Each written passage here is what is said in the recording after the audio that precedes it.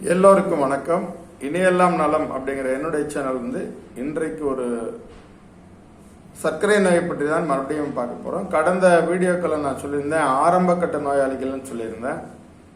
But அந்த title பார்த்த உடனே கொஞ்சம் ஜாஸ்தி வியூஸ் எல்லாம் போகலை, கொஞ்சம் நிதானிச்சுட்டாங்கன்னு நினைக்கிறேன். அதில் என்ன அப்படின்னா, இதுதான் இதில் இருக்கக்கூடிய இந்த புரிதல் இல்லாதது தான் மிக மிக முக்கியமானது. இருந்தாலும் கடந்த வீடியோவுக்கு முதல் வீடியோவை நிறைய பேர் பார்த்ததுனால, எனக்கு தெரிஞ்சு ரொம்ப நாள் கழிச்சு கொஞ்சம் பேர் பார்த்ததுனால அவங்களுக்காக இந்த வீடியோவை நான் தொடர்ச்சியாக போடுறேன். இந்த பதிவில் நான் என்ன உங்களுக்கு சொல்ல போறேன்னா, ஆரம்ப கட்ட நோயாளிகள் நான் சொன்னது என்ன அப்படின்னா, அந்த உள்ள போய் தான் அவங்க பார்க்கணும்.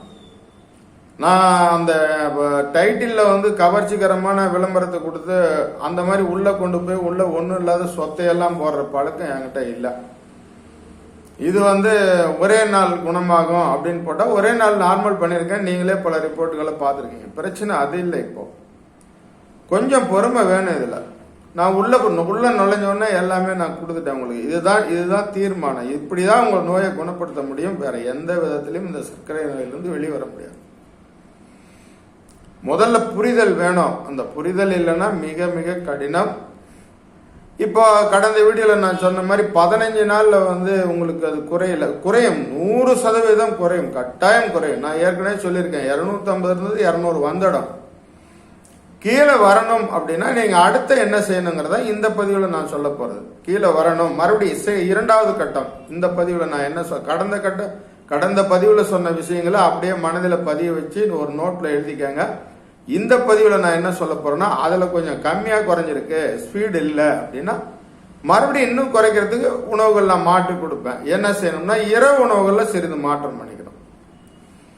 காலை உணவுகளை ஏற்கனவே நான் 3 வேளையும் நீங்க சாப்பிட்ற உணவே சாப்பிடுங்க. இனிப்பை நேரடியா தவிர்த்துருங்க, கூல்ட்ரிங்க்ஸ் தவிர்த்துருங்க, பேக்கரி ஐட்டம் தவிர்த்துருங்க, இந்த கிறிஸ்பி உணவுகளை தவிர்த்துருங்கன்னு நான் சொல்லியிருந்தேன். அது செஞ்சீங்கன்னா கட்டாயம் 250 இருந்ததுன்னா உங்களுக்கு 200 கீழே வந்துடும். குறைந்தபட்சம் 50 மில்லிகிராம் குறைந்து விடும். சிலருக்கு 100 மில்லிகிராம் கூட குறையிறது உண்டு. அந்த மாதிரி இல்லாத 50 தான் குறைஞ்சிருக்கு அப்படின்னா பரவாயில்ல, ஒன்றும் நீங்க அலட்டிக்க வேண்டியதில்லை. அடுத்த கட்டத்துக்கு வந்துடலாம். நீங்க வாரத்துக்கு 2 நாள் இரவு உணவுல சப்பாத்தி சேர்த்துக்கணும்.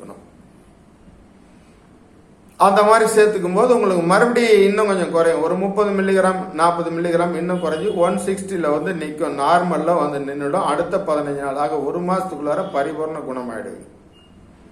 இதுல எப்பவுமே நீங்க ஒரு செக் பண்ணணும் அப்படின்னா, இரவு உணவும் காலை உணவும் கோதுமை உணவுகளா எடுத்துக்கணும். இப்ப இந்த பதிவுல நான் அதான் சொல்றேன். மற்ற நாட்கள்ல நீங்க என்ன உணவு எடுத்துக்கிட்டாலும் இரவு உணவுலையும் காலை உணவுலையும் கோதுமை உணவுகள் கட்டாயம் எடுத்துக்கணும். இரவு 2 சப்பாத்தி எடுத்துக்காங்க. அசைவம் சாப்பிட்ற மாதிரி இருந்ததுன்னா நீங்க அசைவ உணவுகள் ஏதாவது ஒரு 100 கிராம் எடுத்துக்கணும், கட்டாயம் எடுத்துக்கணும். சைவம் சாப்பிட்ற மாதிரி இருந்தால் அதுக்கு meal maker and paneer masala, பன்னீர் 65 இருக்கு. அப்புறம் காலிஃப்ளவர் ரோஸ்ட், காலிஃப்ளவர் சில்லி இருக்கு. இந்த மாதிரி ஐட்டங்கள்ல நீங்க எடுத்துக்கலாம். அல்லது காளான் சில்லி எடுத்துக்கலாம். அல்லது இதெல்லாம் உங்களுக்கு பிடிக்கலன்னா குருமா, வெஜிடபிள் சாலட்னா குருமா மாதிரி கெட்டியா செஞ்சு சாப்பிடலாம் 2 சப்பாத்தி. மறுநாள் காலையில் அந்த டெஸ்ட் அன்னைக்கு மட்டும் மறுநாள் காலையில் கோதுமை ரவையும் கூட அசைவ உணவு வேணும்னா எல்லா அசைவ உணவுகளையும் கொஞ்சம் சேர்த்துக்கலாம். இல்லைன்னா இதே மெத்தட் தான் காலையிலையும். சோயா எடுத்துக்கிட்டீங்கன்னா கணிசமான அளவில் குறைஞ்சிரும்.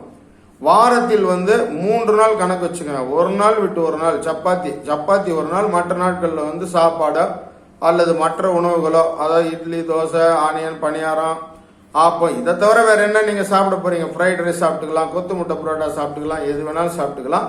வாரத்தில் 3 நாட்கள்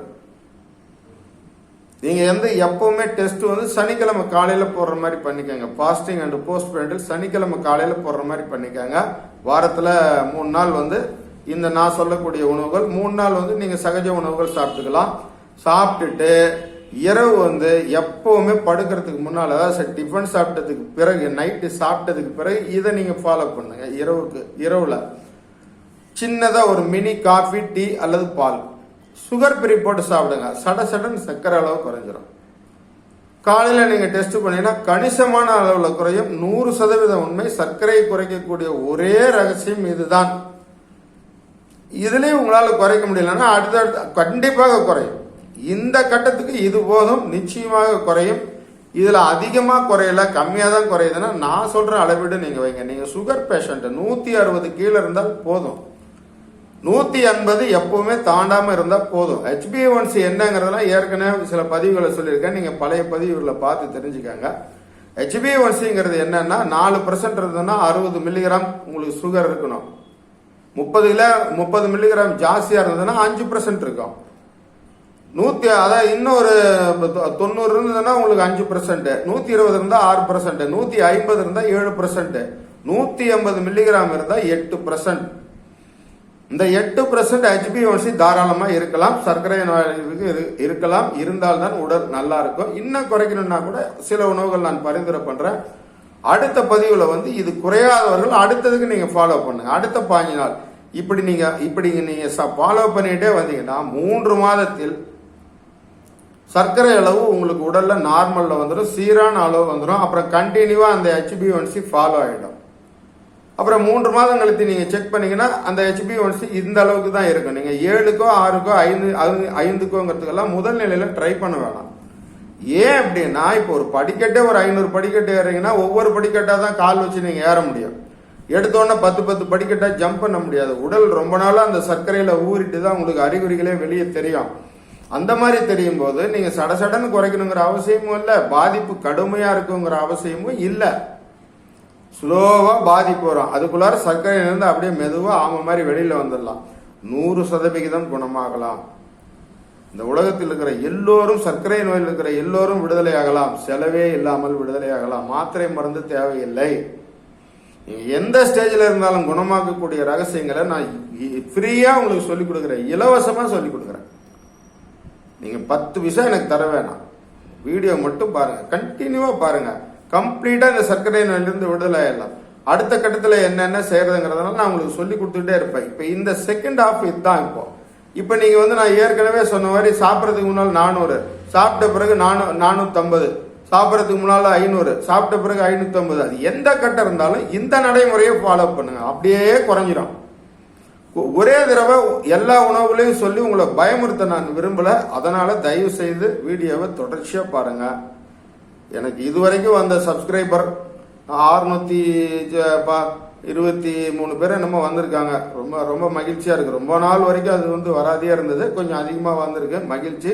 இருந்தாலும் தயவு செய்து பாக்குறவங்க ஷேர் பண்ணுங்க, அடுத்தவர்களோட பகிர்ந்து கொள்ளுங்க, எனக்கு ஆதரவு கொடுங்க. ஏன்னா தொடர்ச்சியா உங்களுடைய ஊக்கம் தான் இந்த மாதிரி வீடியோக்களை பதிவு செய்ய முடியும் சொல்லி, இந்த உலகத்திலேயே சர்க்கரை நோயை குணமாக்கக்கூடிய ஒரே நபர் நான் தான் சொல்லி இந்த வீடியோ மூலியமாகவும் நான் பதிவு செய்யறேன்.